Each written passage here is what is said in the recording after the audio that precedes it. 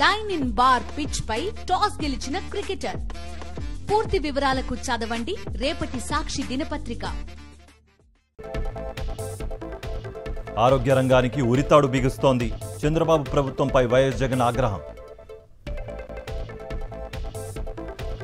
ఏపీలో పోలింగ్ శాతంపై ఇంకా పెరిగిన అనుమానాలు. సీఈఓ వివేక్ యాదవ్కు ఫిర్యాదు చేసిన వైఎస్ఆర్సీపీ నేతలు. ఇవాళ ఉదయం 11 గంటలకు ఏపీ కేబినెట్ సమావేశం. ఈ కేబినెట్ భేటీ నిర్వహించనున్న ఏపీ ప్రభుత్వం. నేటి మధ్యాహ్నం వరకు ఢిల్లీలోనే ఉండనున్న కవిత. మధ్యాహ్నం 2:40 హస్తన నుంచి హైదరాబాద్కు పయనం. నేడు ఢిల్లీ ట్రయల్ కోర్టులో సిబిఐ ఛార్జ్షీట్పై విచారణ. వీడియో కాన్ఫరెన్స్ ద్వారా హాజరు కానున్న కవిత. ఇబ్బంది పెట్టిన వాళ్లకు వడ్డీతో సహా చెల్లిస్తాం. బెయిల్పై విడుదలయ్యాక తీహార్ జైలు బయట కవిత శపథం. జన్వాడ్పై హైడ్రా ఫోకస్. ఇవాళ కూడా ఫామ్ హౌస్ ను పరిశీలించే ఛాన్స్. నేడు ఉదయం 10:30 కేంద్ర కేబినెట్ సమావేశం. ప్రధాని మోదీ అధ్యక్షతన జరగనున్న భేటీ. రాజ్యసభ సభ్యుడిగా అభిషేక్ మను సింఘ్వి ఏకగ్రీవం. పోటీలో ఎవరూ లేకపోవడంతో ఎన్నిక ఏకగ్రీవం. తన ఇంటి ముందు చెత్త వేసిన వారిపై కడప మేయర్ ఫిర్యాదు. ఫిర్యాదు చేసిన వైఎస్ఆర్సీపీ నేతలపైన కేసులు నమోదు. నేడు సచివాలయంలో తెలంగాణ తల్లి విగ్రహ ఏర్పాటుకు భూమి పూజ. భూమి పూజ చేయనున్న సీఎం రేవంత్ రెడ్డి, మంత్రులు. నేడు రెండో రోజు వరంగల్లో గవర్నర్ పర్యటన.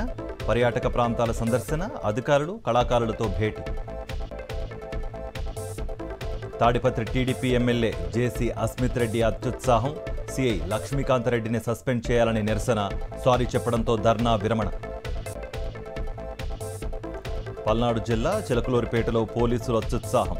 ఘనంగా ఎమ్మెల్యే పల్లారావు భార్య వెంకయ్యమ్మ పుట్టినరోజు వేడుకలు. శ్రీశైలం జలాశయానికి కొనసాగుతున్న వరద. జల విద్యుత్ కేంద్రాల్లో కొనసాగుతున్న విద్యుత్ ఉత్పత్తి. కలరా వ్యాధి కట్టడికి అందుబాటులోకి మరో వ్యాక్సిన్ అభివృద్ధి చేసిన భారత్ బయోటెక్.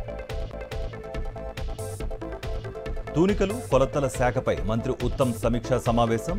అవకతవకలకు పాల్పడితే ఉపేక్షించేది లేదని హెచ్చరిక. గణేష్ ఉత్సవాలపై మంత్రులు పొన్నం, శ్రీధర్ బాబు సన్నాహక సమావేశం.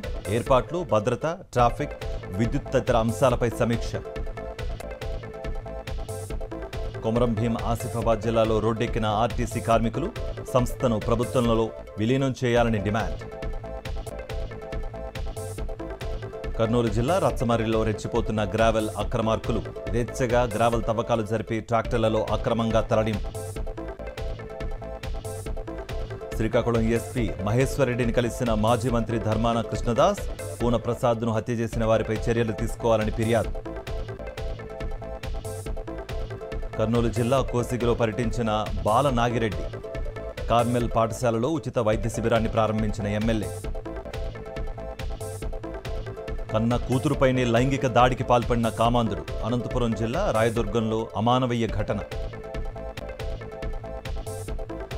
కోల్కతాలో హింసాత్మకంగా మారిన విద్యార్థుల ర్యాలీ. నేడు బెంగాల్ బంద్కు పిలుపునిచ్చిన బీజేపీ.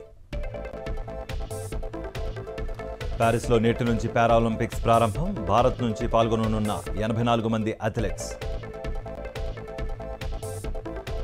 ఐసీసీ కొత్త చైర్మన్గా జైషా ఏకగ్రీవ ఎన్నిక. డిసెంబర్ 1న చైర్మన్గా బాధ్యతల స్వీకరణ.